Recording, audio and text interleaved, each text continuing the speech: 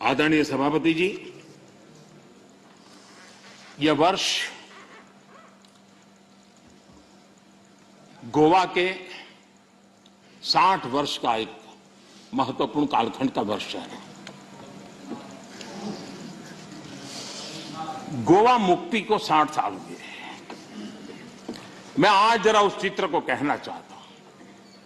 हमारे कांग्रेस के मित्र जहां भी होंगे जरूर सुनते होंगे, गोवा के लोग जरूर आज सुनते होंगे मेरी बात को।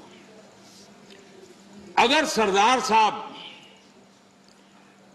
जिस प्रकार से सरदार पटेल ने हैदराबाद के लिए रणनीति बनाई, इनिशिएटिव लिए, जिस प्रकार से सरदार पटेल ने जूनागढ़ के लिए रणनीति बनाई, कदम उठाए, अगर सरदार साहब की प्रेरणा लेकर के गोवा के लिए भी वैसी ही रणनीति बनाई होती तो गोवा को हिंदुस्तान आजाद होने के 15 साल तक गुलामी में नहीं रहना पड़ा होता।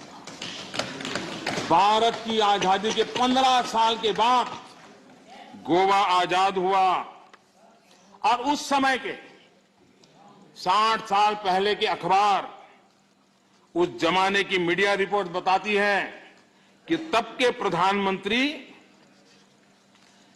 अंतर्राष्ट्रीय छवि का क्या होगा, ये उनकी सबसे बड़ी चिंता का विषय था।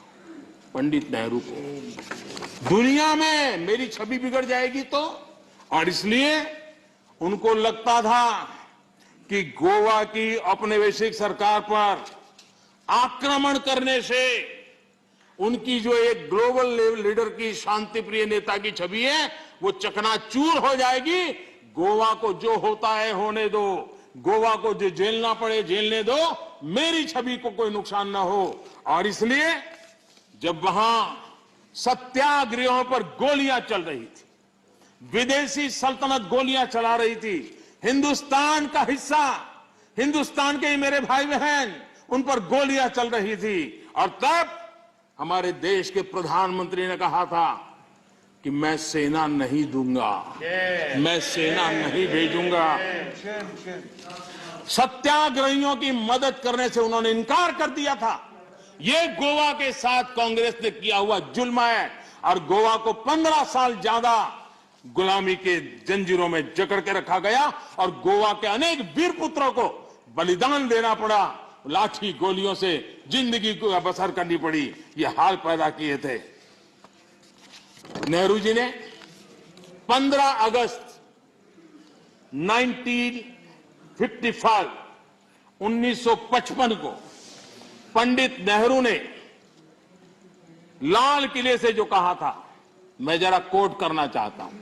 अच्छा होता कांग्रेस के मित्र यहां होते तो नेहरू जी का नाम सुनकर के कम से कम उनका दिन बहुत अच्छा जाता, और इसलिए उनकी प्यास बुझाने के लिए मैं बार बार नेहरू जी को भी याद करता हूं। आजकल नेहरू जी ने कहा था, लाल किले से कहा था, मैं उनको कोट करता हूं, कोई धोखे में ना रहे, भाषा देखिए, कोई धोखे में ना रहे कि हम वहां फौजी कार्रवाई करेंगे। कोई फौज गोवा के आसपास नहीं है। अंदर के लोग चाहते हैं कि कोई शोर मचाकर ऐसे हालात पैदा करे कि हम मजबूर हो जाएं फौज भेजने के लिए। हम नहीं भेजेंगे फौज, हम उसको शांति से तय करेंगे। समझ लें सब लोग इस बात को। ये हुंकार 15 अगस्त को गोवा वासियों के एस्पिरेशंस के खिलाफ कांग्रेस के नेता के बयान है। पंडित नेहरू जी ने आगे कहा था, जो लोग वहां जा रहे हैं, लिमेज जी, लोहिया जी समेत सब लोग वहां सत्याग्रह कर रहे थे, आंदोलन कर रहे थे, देश के सत्याग्रही जा रहे थे। हमारे जगन्नाथ राव जोशी कर्नाटक केसरी, उनके नेतृत्व में सत्याग्रह हो रहा था। जो पंडित नेहरू जी ने क्या कहा, जो लोग वहां जा रहे हैं उनको वहां जाना मुबारक हो। देखिए मजाक, देखिए देश के अपनी आजादी के लिए लड़ने वाले मेरे ही देशवासियों के लिए क्या भाषा, कितना अहंकार है। वो लोग वहां जा रहे हैं, उनको वहां जाना मुबारक हो।